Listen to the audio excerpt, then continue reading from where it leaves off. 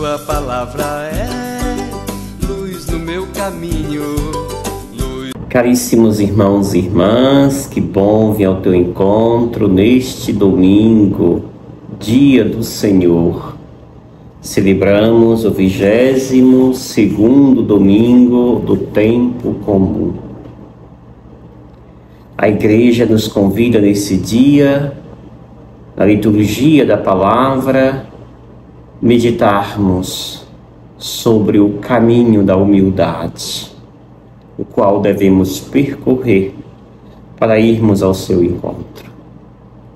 Começa o seu dia vibrando dentro de ti a presença de Deus, o Altíssimo Senhor.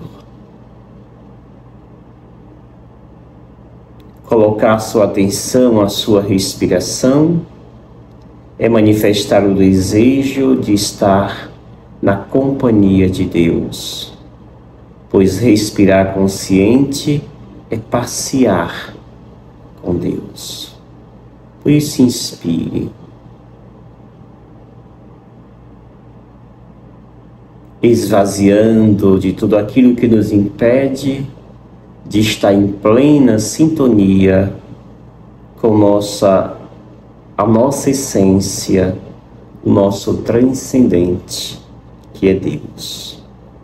Meditemos os textos da liturgia da palavra deste domingo. A leitura primeira é do livro do Eclesiástico, capítulo 3, a partir do versículo 19 ao 21, do 30 ao 31. E aqui o autor sagrado nos faz meditar acerca de dois temas: o tema da humildade e o tema da soberba. Aqueles que encaram a vida com humildade, com mansidão, estes, Deus, com largueza, derramará sua bondade, seu amor. Diz o autor: à medida que fores grandes, deverás praticar a humildade. E assim encontrarás graça diante do Senhor.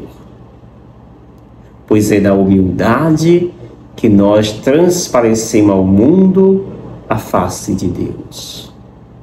Por que insistirmos em viver sobre os saltos da vida, se somos todos iguais?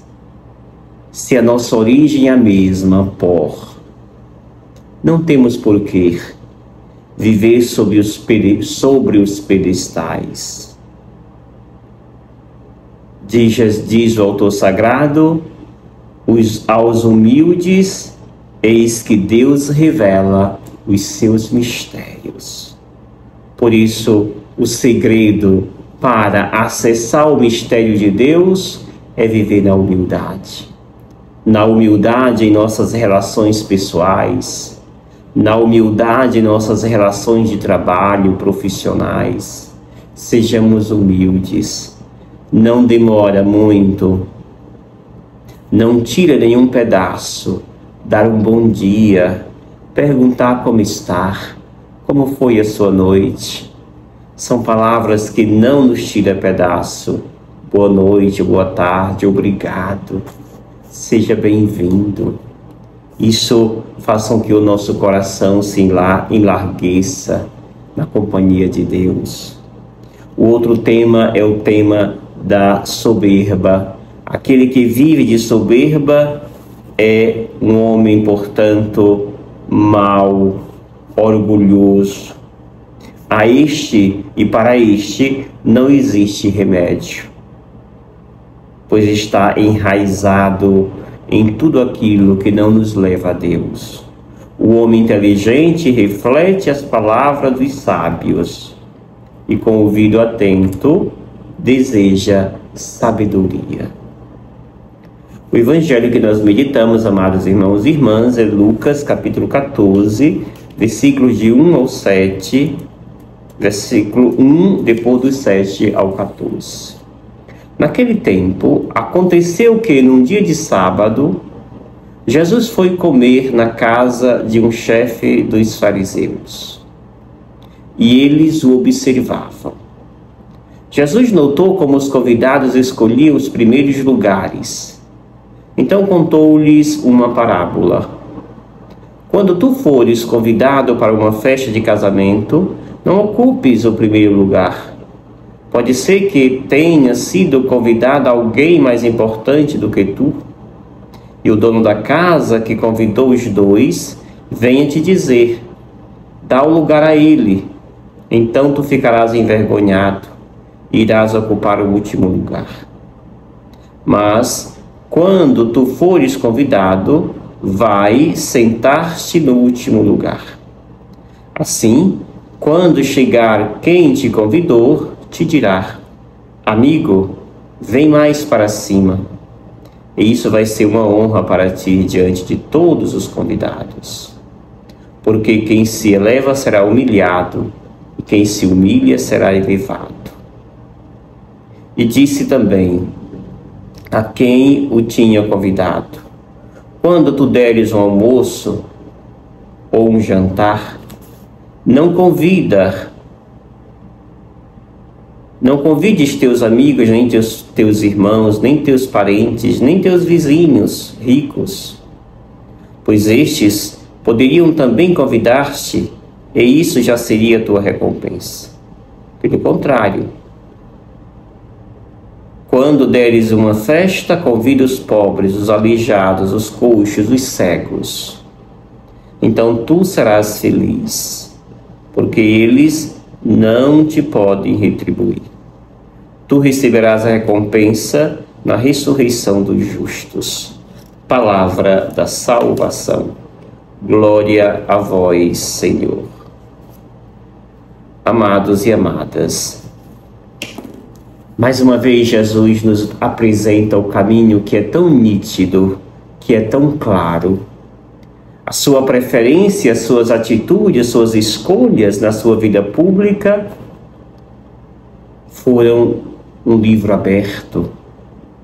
E nós precisamos olhar para este livro com muita frequência, para que assim aproximemos o mais rápido possível destas ações que tão bem vivenciou e repetiu o Mestre Jesus. Estamos diante do Evangelho dos humildes, dos mais frágeis, dos pobres, Lucas, que coloca Jesus sempre também nos banquetes, nas refeições. Coincidentemente, até na casa dos fariseus, aqueles que se fizeram inimigo de Jesus. Jesus havia feito a cura de uma pessoa em dia de sábado, e ali já tem uma reviravolta contra este feito de Jesus da parte dos fariseus. Mas Jesus assim mesmo foi comer na casa de um fariseu. E diz que ali esses fariseus o observavam. Certamente não porque quisessem imitá-lo, mas porque queriam pegá-lo em alguma falha. Segundo eles, mais uma falha. E ali Jesus então também está atento ao que está acontecendo, aos costumes da época, especialmente da comunidade judaica, que tinha esse costume da hierarquia dos lugares. Ou seja, nessa hierarquia dos lugares, tinha quem deveria estar no topo da hierarquia. Não eram os mais pobres, mas sim aqueles do naipe, daquele que promove a festa. Assim, Jesus olha, percebe o que está acontecendo, ou seja, a observância, o respeito a esta hierarquia dos lugares. E aí então Jesus chama a atenção, não aos discípulos, mas sim às pessoas que ali se encontravam. Diz Jesus: quando tu fores convidados para uma festa de casamento, não ocupes os primeiros lugares. Pode ser que o dono da casa tenha convidado os seus prediletos e vai lá ao teu encontro e diz: amigo, dê o lugar para este, e tu passarás vergonha diante dos convidados. Ou seja, Jesus está aqui tentando explicar para todas as pessoas qual deve ser o script a ser seguido. É aquele dos fariseus, que segue esta hierarquia dos lugares, ou de Jesus Cristo, que vai passar agora. E aí Jesus diz, olha, é melhor quando for para uma festa escolher os últimos lugares. Assim, quando o dono da festa chegar e ver que você está lá atrás, vai lá e diz, amigo, venha mais para cima. Isso será uma honra para você. E aí termina essa primeira parte, Jesus dizendo, porque quem se eleva será humilhado, e quem se humilha será elevado. Está concluindo Jesus dizendo que a hierarquia dos lugares, na ótica de Deus, não é aquela que segue os homens. Mas na hierarquia dos lugares, se é que tem essa hierarquia para Deus, quem está no topo da pirâmide são os frágeis, os mais pobres, aqueles que estão à margem. Aqueles que na segunda parte agora do Evangelho Jesus destaca. E aí, portanto, entrando aqui na segunda parte, Jesus então dirige agora aos donos da festa, não mais aos convidados. Diz, olha, quando vocês derem um almoço ou um jantar, não convide seus amigos, nem teus irmãos, nem teus parentes, nem teus vizinhos, porque estes poderiam também convidar-te e isso já seria a tua recompensa. E como que eu posso então fazer para receber a recompensa de Deus? Jesus dá o recado.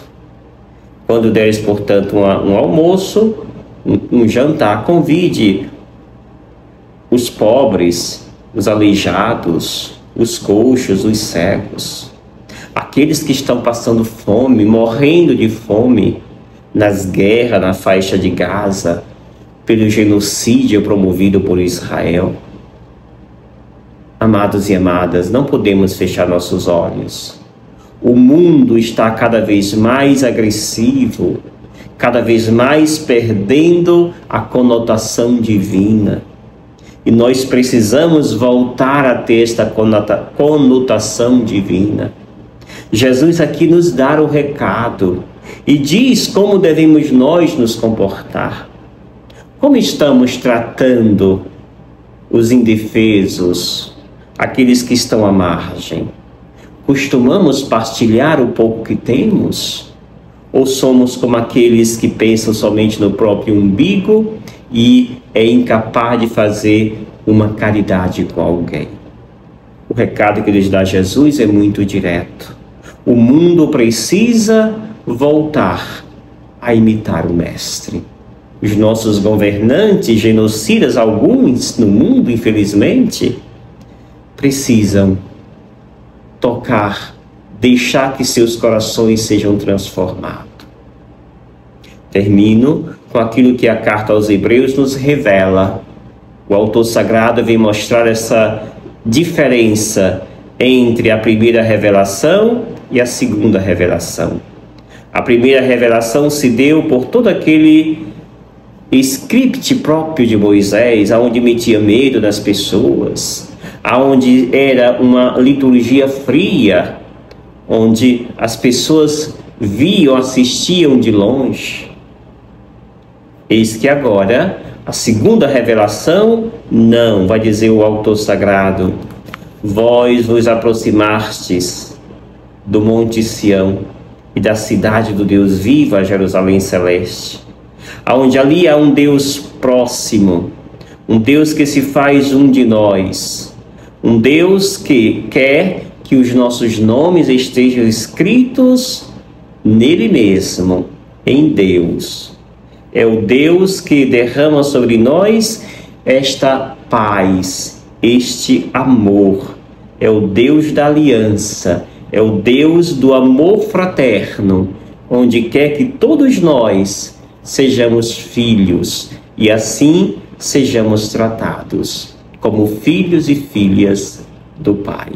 Deixemos, portanto, ser alcançado por esta mensagem de Deus e deixemos que o nosso coração se permita ser transformado, especialmente pelo dom e a graça da humildade. E eu te abençoo, em nome do Pai, do Filho e do Espírito Santo. Amém. Gratidão. Obrigado, Senhor, porque és meu amigo.